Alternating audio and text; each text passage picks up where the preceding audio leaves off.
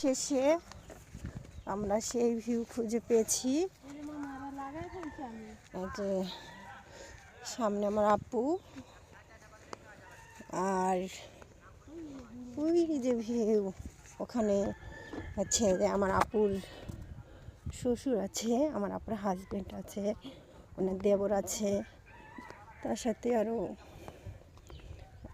লোকজন নিচে তো কাজের জন্য ওরা সবাই আছে।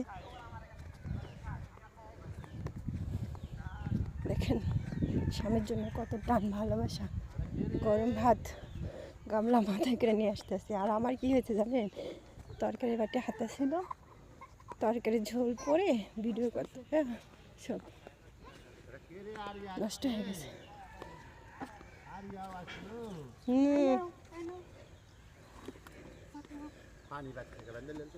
না পানি নিয়ে আসা তাই সম্ভব। ওই পাশে যায় বসো।